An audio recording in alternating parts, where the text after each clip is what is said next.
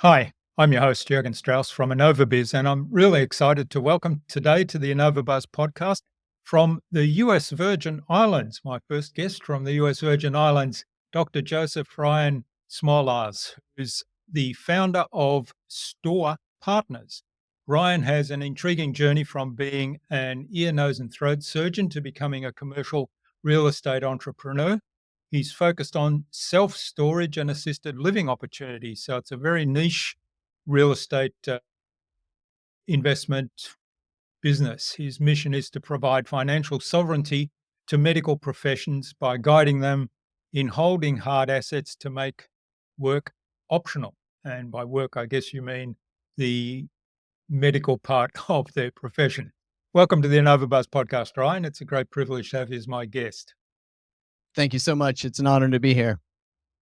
Now, transitioning from medicine to real estate seems like a bit of a jump and a far-fetched and unique path, and I'm eager to explore how your experiences have shaped your approach to both business and investment. So let's start off with the impact you aim to make in the world, Ryan.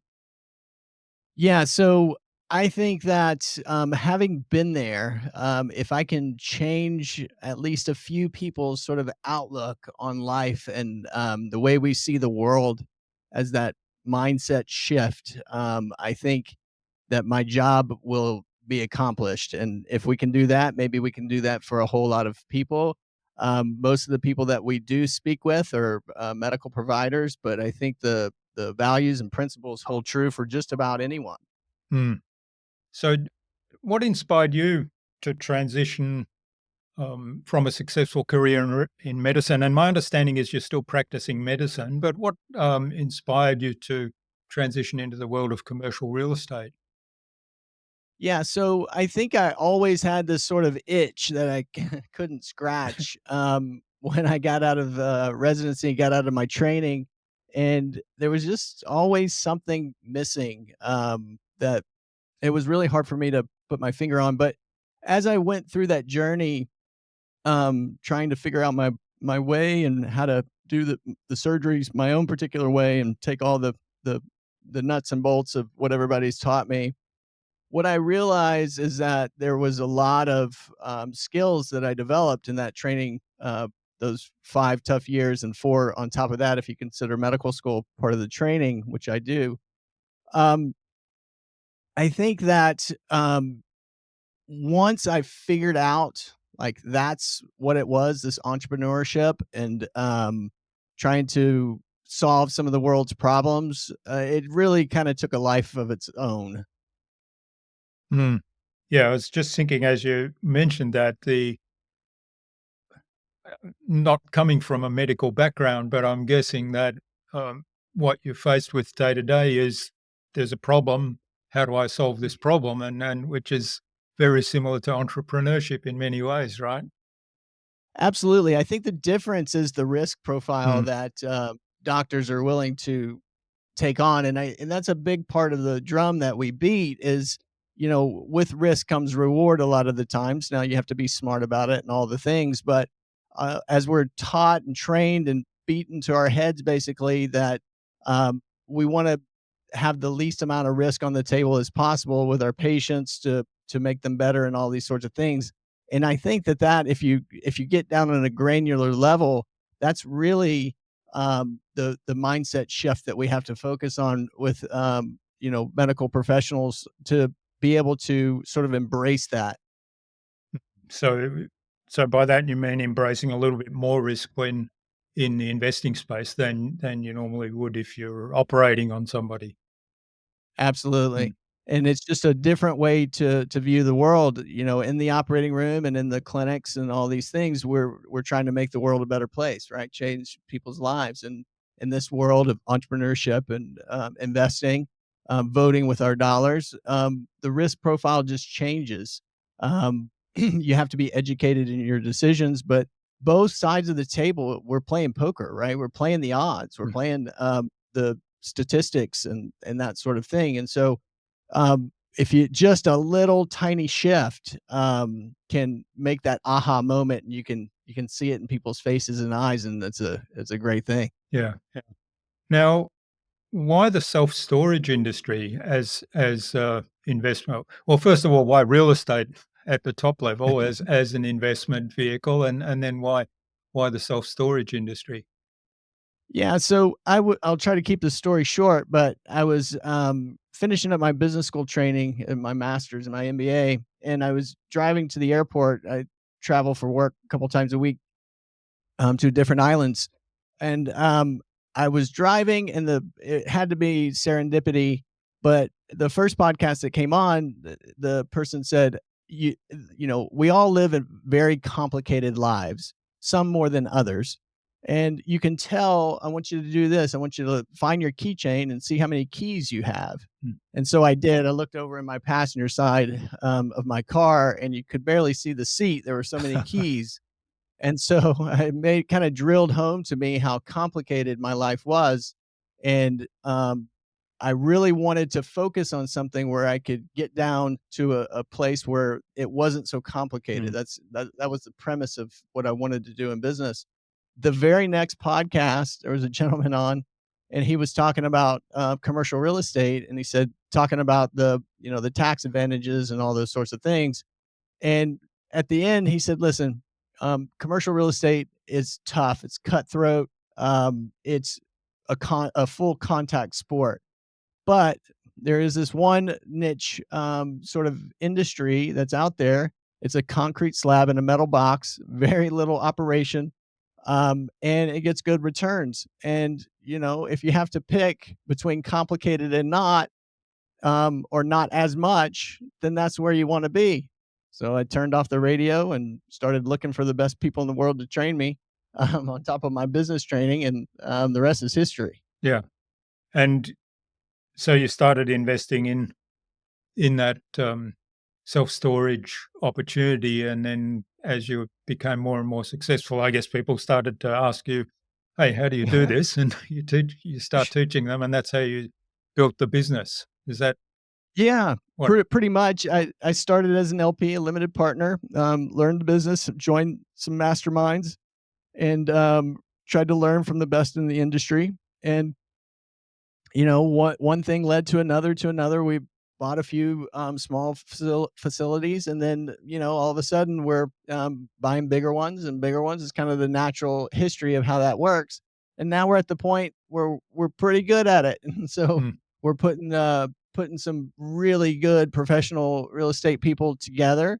And we've been doing that for about the past 2 years or so, and we have a few facilities under belt, and we're pushing hard. We're going to try to take on bigger assets, which we have full capability and resources to do. We need lots more people to come on board and learn the business and learn that mindset shift. And yeah, we're going to take this thing as far as we can. Mm.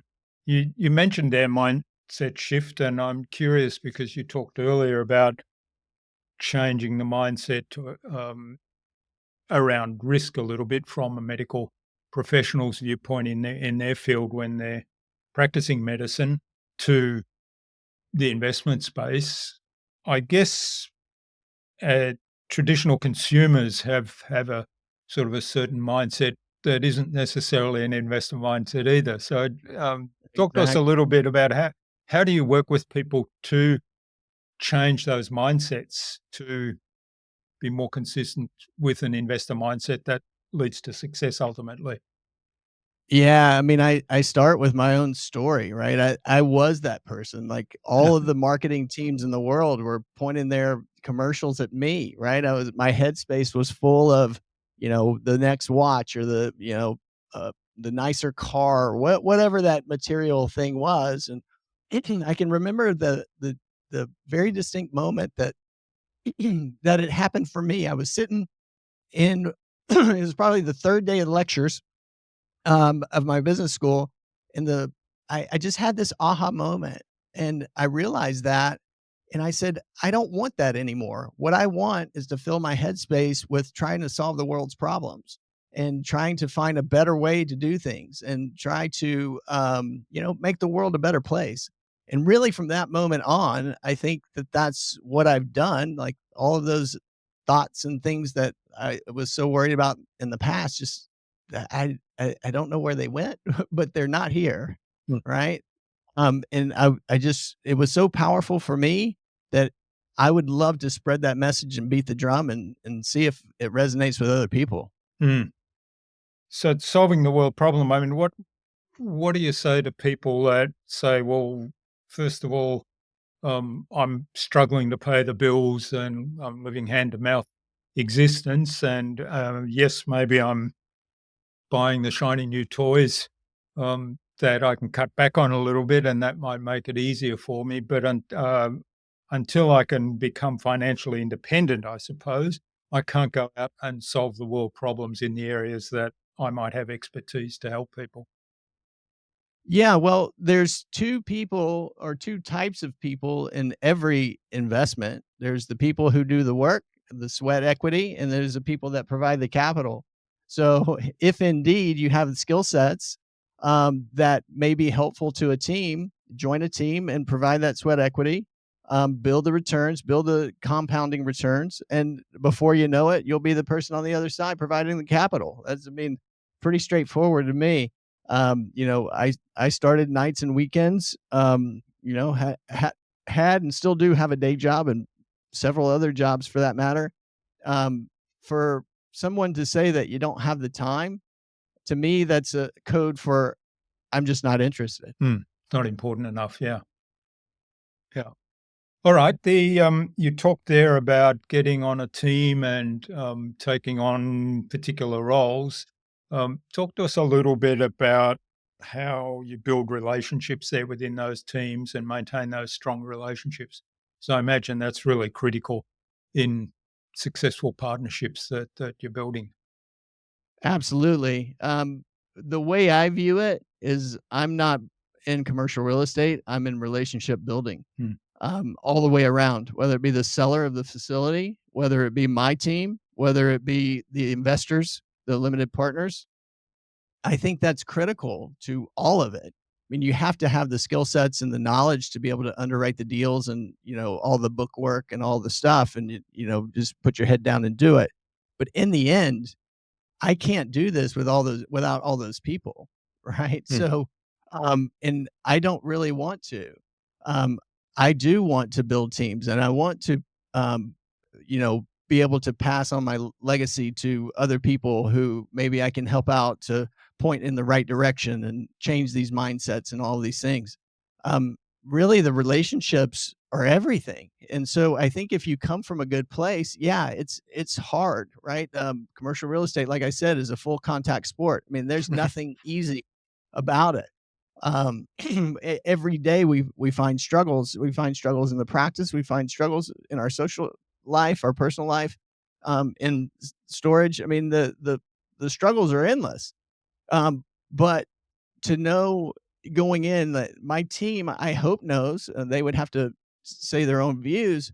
But as long as we're all rowing in the right direction, I'm going to be the captain of the ship and I'm going to take the arrows in the back, right? Like if I am responsible for everything that goes on, I'm going to own it. Um, and I'm going to try my absolute best to make the ethical decisions. They may not always be the most popular decisions, but it's what I believe in, and take the inputs from my team and everything else. The only issue that comes along with those relationships, in my mind, is if we're not rowing in the same direction, Hmm. not necessarily the right direction. Yeah. And once we make the decision to go, we go, and we go in that decision. We don't look back. We have failures, but we pick ourselves up, we dust ourselves off, and we keep going. We fail fast and forward, and so with that, in my mind, if you sit back and you ponder over all these decisions, someone else is making them very quickly, and they're moving on, Hmm. and competition is going to come in and eat you up.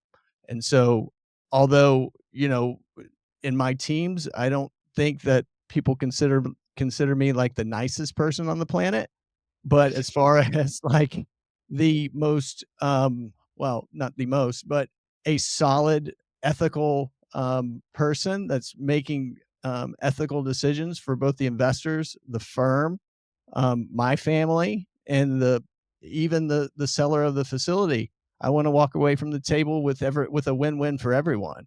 I'm not out for blood. I'm out for success and winning. Mm. Yeah, I think that's really important. And also, I'm thinking long term because I imagine if you're dealing with sellers of property that the next time you're in the market to buy something, you might encounter the same sellers. So it's good to have a good relationship with them.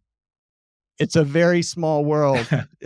Make unethical decisions, and you don't get the phone on the other end answered very often. Yeah. So let's take a step back and can you kind of give us a 2 or 3 sentence summary of what the business model actually is of Store Partners so that we've got a context for what we've been talking about? Yeah, absolutely. So we're in the class what they call C markets, kind of tertiary areas around, maybe not out in the boonies, but in small rural towns, where the sellers tend to be sort of getting later down the road of that asset. It may be tired, it may be mismanaged. And we come in and offer a fair price, and we have very strategic ways of turning those facilities around, getting them leased up and up to market rates. And so basically, it's self storage. People love their pink flamingos, and they're not going to get rid of them, and they got to have somewhere to put them. And so that's not going away. And we see the storage industry actually growing immensely, especially with this younger population. They don't like necessarily material things, but they love their life experiences. So they have a lot of gear. They have a lot of kayaks, and Hmm. you go to a college town and go to this near a storage facility. It's like walking into an REI, right, with all the sporting goods and all the stuff. And so we just see it growing. So we find opportunity in things that people don't necessarily see value in, and that's really where the firm and the core values and the strategy and all the stuff lies, is finding value, being able to rinse and repeat the investments that we make, provide good, solid returns for our investors, treat them well because they're helping us do what we need to do.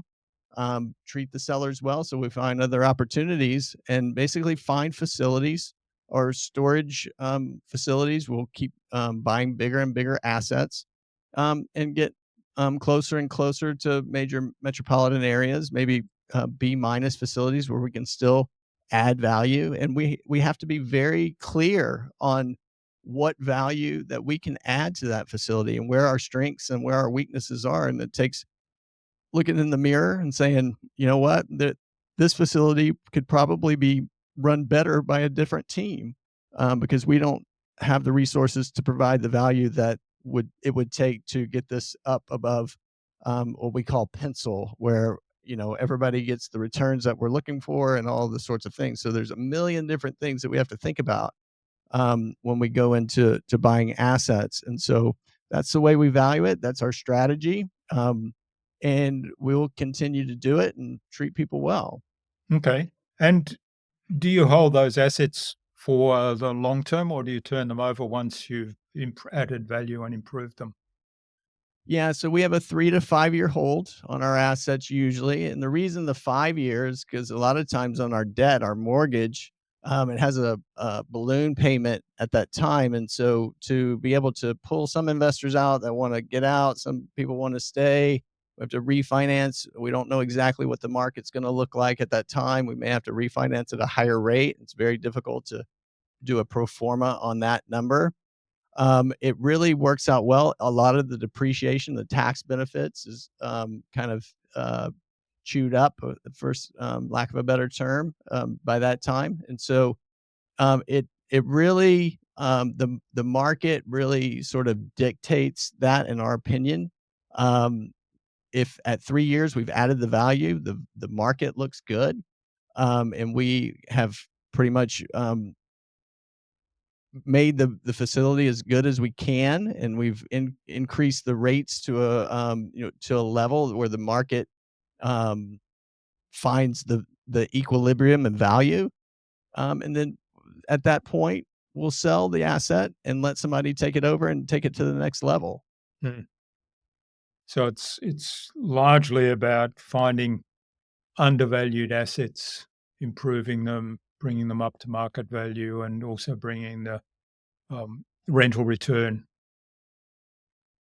up to the same value as you improve the asset, and then selling. Absolutely. That's it. Mm, excellent.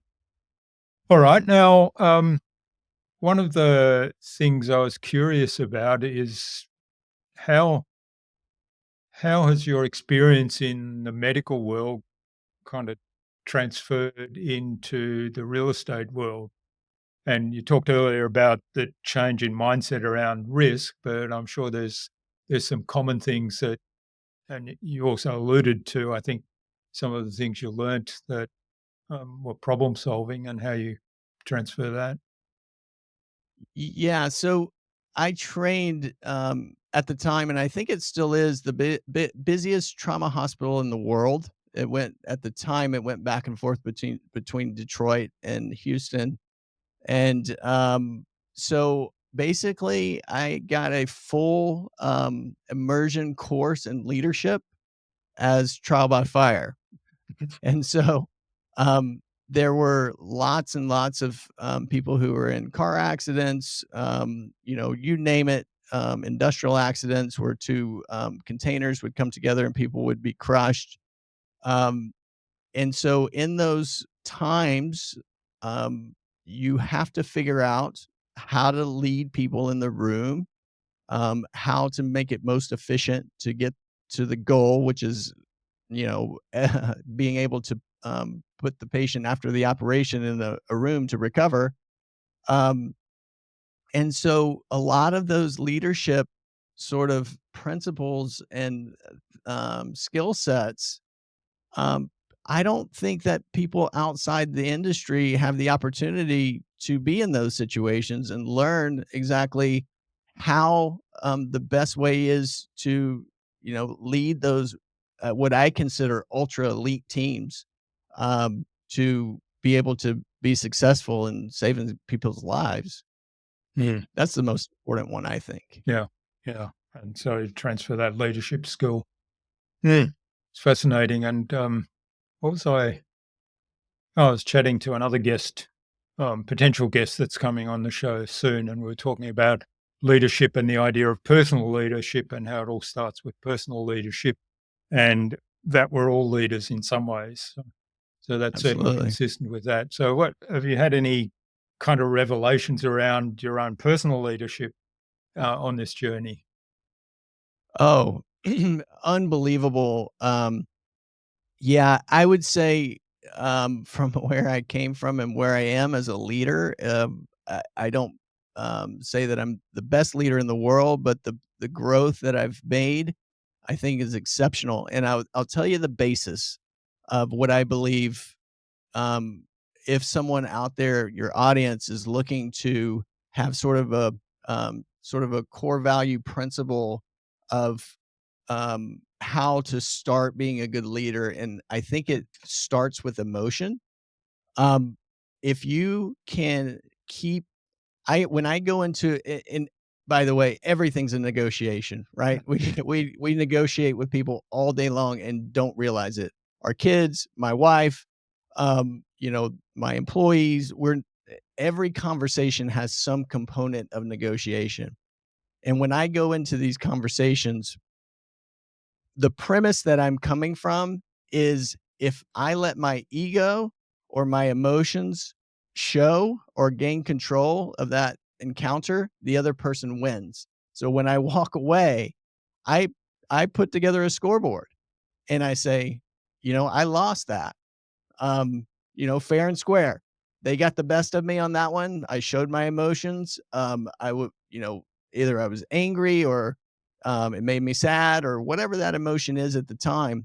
But if I walk away and I have, and it's not necessarily that I won the negotiation, but we came to a reasonable resolution of what the solution, a solution should be, and it's best for, both parties. And I was able to keep a, very focused mind, be able to make very rational decisions, then I consider that a win. And I pretty proud of that encounter. And so I try to put together more of those throughout the day. Mm. Yeah, it's interesting that um, that that reframing that every conversation is in some ways a negotiation. Yeah.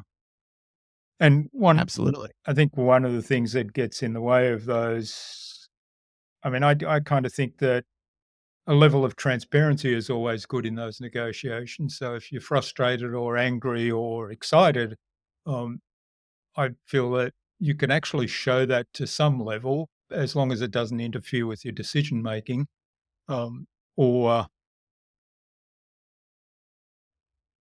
or impact on the relationship in a negative manner. At the same time, ego is something that is often best just put aside and forgotten about. Yeah. Yeah. So I think as entrepreneurs, it's in kind of ingrained in us an ego and like not necessarily the good side of Mm. ego either. And so I think you have to look in the mirror, recognize it, um, and be very, I think you should be very intentional about it. This is a narcissistic trait, right? Like I need that sometimes. I need the fire to be able to not motivate myself and Mm. other people.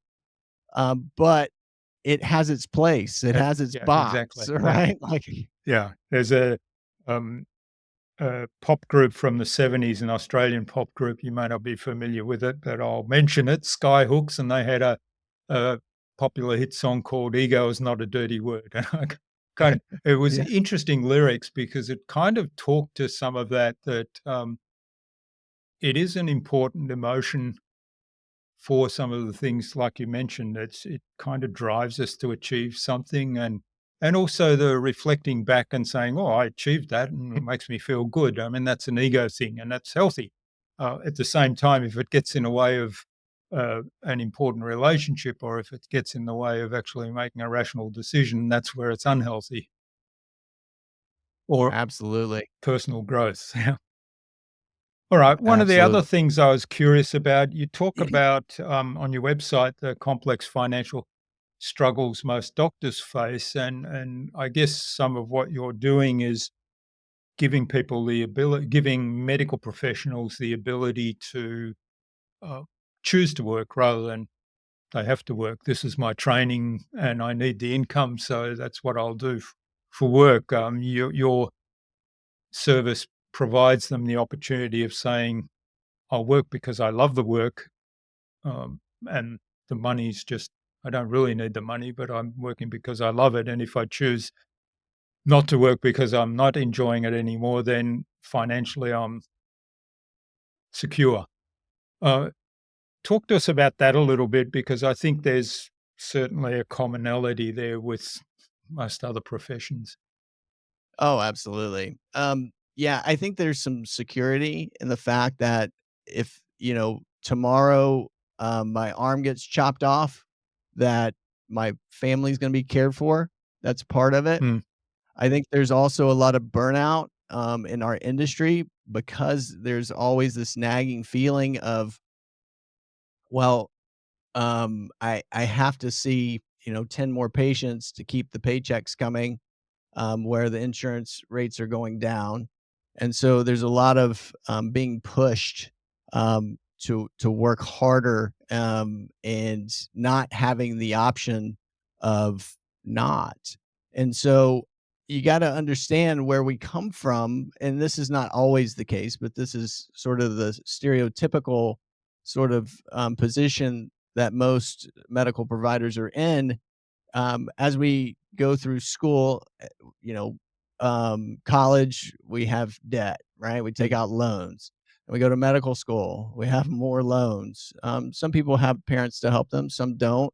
But there reaches a point in time where you have so much debt that most people that I know have to take out some sort of help financially, and then you get to the end of that training where you're making peanuts, below minimum wage if you add up all the hours, and all of a sudden you get a pretty good paycheck, right? What happens then? The expenses go yeah. up. right? And I see it all the time where, we as medical providers haven't had the runway of building our financial well-being, or our financial sort of acumen too, like the skill set, and compounding returns and all of the things. And so it ends up being, although a pretty big check, it's still paycheck to paycheck. Mm. And, the boats and come along, and then, the jewelry and all the stuff that come along with a big paycheck, and all of a sudden you look up and you're like, "Well, I don't have anything in the bank." I have to go to work, to make the ends meet. And the sole thing of, even if we didn't provide good returns, there is one theory that says that even if I, held on that to that money, provided and put it in a bank account and gave them a couple of percent interest, and then I gave them back to them later on, that there's some value in that, right? Mm. So there's not going out and buying the car, the watch, or whatever it is. And to put good returns on there and have tax benefits, um, and then understanding, like, deferred gratification, although we all think we know, we don't really sometimes. I think there's huge value there. Learning a new skill set, joining a team of professional real estate people, or some other asset class, maybe it'd be a hedge fund, or learn how to evaluate companies in private equity, whatever that skill set is.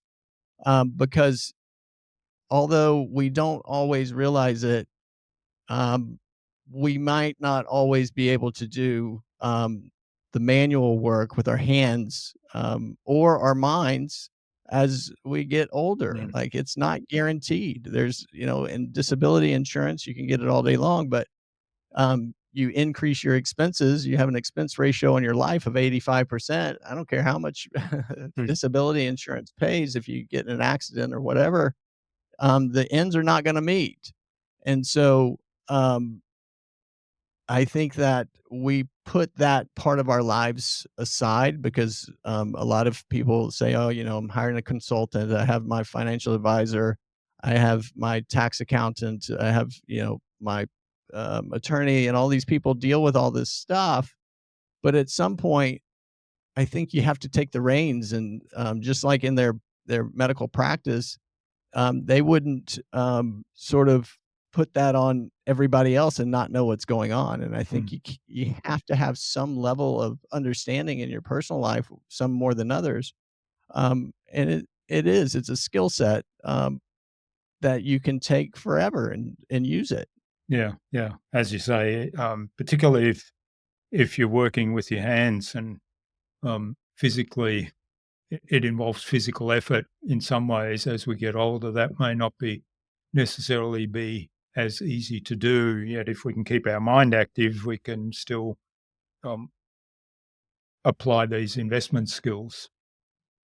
Absolutely, 1000%. Mm. Excellent. Well, thanks for the conversation. This has been fascinating. I'm just aware of the time, so I think it's a good point now to move on to the buzz, which is our innovation round. It's the same 5 questions I ask of every guest. So the idea is you'll give some short, insightful answers to inspire the listener to go and take some action today as a result. I hope I can. I hope I can provide some value. Excellent. So, what's the number one thing anyone needs to do to be more innovative? Start. Start. Um, start.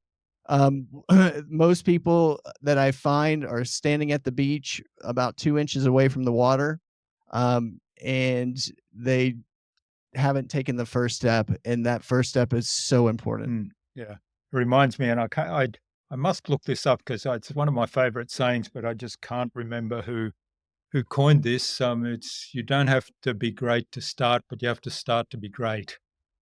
Absolutely, 1000%. Yeah. All right. What's the best thing you've done to develop new ideas? Oh boy, the best thing that I've done, probably marry my wife, because, she, allows me to have the time to, be able to do the crazy things that I do. Yeah. All right. Well, that's a good suggestion. Of course, those of us that are already married, Might have to invest in that relationship to improve it to that There you level. go. Yeah. Excellent. What's a favorite resource you use most often? I use AI all the All right. time. Yeah, so, I use it like Google, like most people Mm, use Google and, I put thoughts in and expand on them. Um, use it to help me evaluate deals, find, if we're doing demographics in different areas. I think that it's in its infancy yeah. stage and pretty difficult at this moment, but I think the worst thing that you could do is not pay attention and know what's going on out there in that respect. Yeah, I agree with you. And I think this is a skill also that everybody can get on board with and learn because I'm doing very much the same thing. I'm finding myself more and more instead of doing a Google search, going straight to AI and doing the search there and asking the questions a little differently because you get a much more detailed answer. Even even the extent recently I was looking at purchasing something and I was investigating some different options. And my standard procedure had been go to Google, find out what's available in this particular thing, compare them, do my own research, what's important to me, compare them, make a decision. Well, AI can do a lot of that for you. So you go to AI and say, what's available in this class, and here's what's important to me, and please tabulate um, the leading things there, and the price range I'm prepared to pay is this, and I get a table. So it's all prepared Absolutely. for me. It's brilliant. Absolutely. Mm. Excellent. All right. What's the best way to keep a client on track or maybe a deal on track? I think it's all about the momentum. So you lose the momentum, you lose the deal, and you got to push and push hard. That's not to say that you make bad decisions. You have to make rational decisions, but when decisions come along, I think this is probably the biggest part of that is of do your evaluation quickly and make the decision. And the the I think the premise of that is whether you take 2 minutes or 2 hours or 2 days or 2 years, usually at the end, the same decision that you're gonna make at 2 minutes is gonna be at 2 years.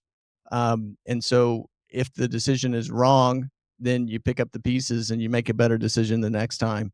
Now I you have to put in due diligence with that and the amount of time it takes to do your due diligence on the question that you're trying to answer.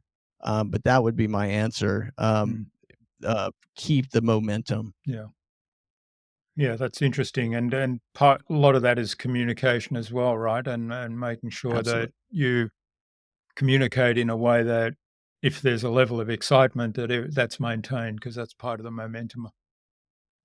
Big part of being a leader. Mm. Excellent. All right. Final question of the buzz round. What's the number one thing anyone can do to differentiate themselves? Think differently. I think that is all about mindset.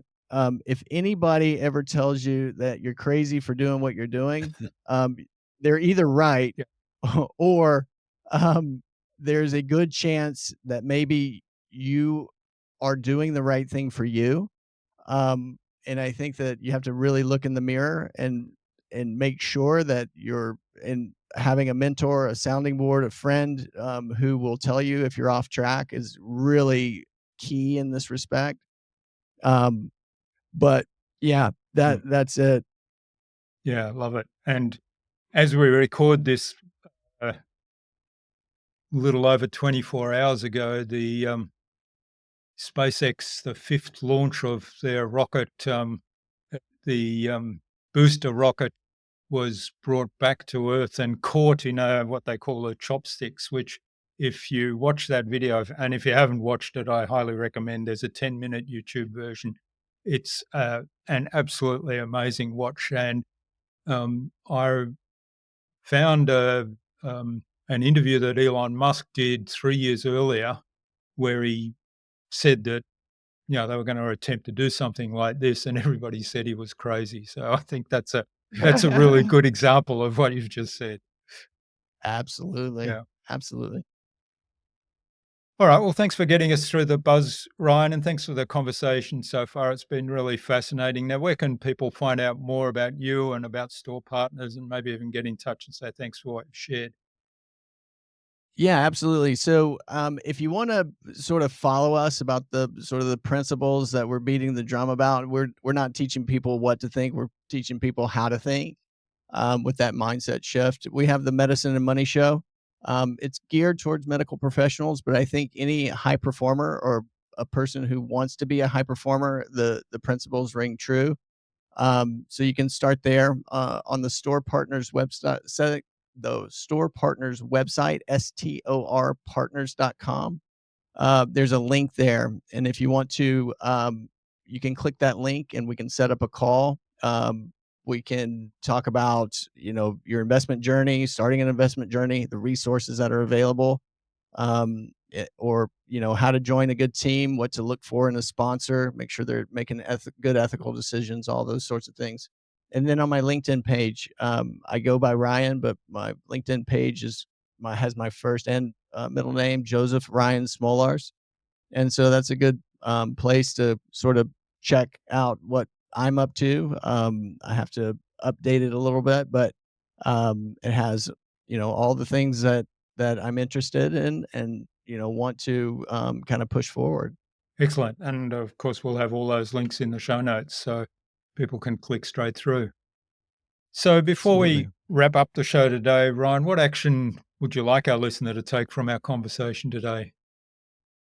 I mean, it goes back to starting, right? Start, find a good team, learn as much as you can, really figure out. I think this is the most important. Whatever you kind of put your mind to, whatever problem you're trying to solve, make sure that you are actually moving in the direction of solving that problem for the population of people that you're trying to serve, because so many people end up working on a project that they want to solve their own problem.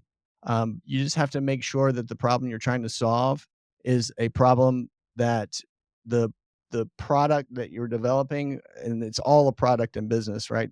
Even self storage, that you are solving that problem for the people who you are building that product for. Yeah, yeah, great advice and great call to action. So solve problems for your target audience or target customer.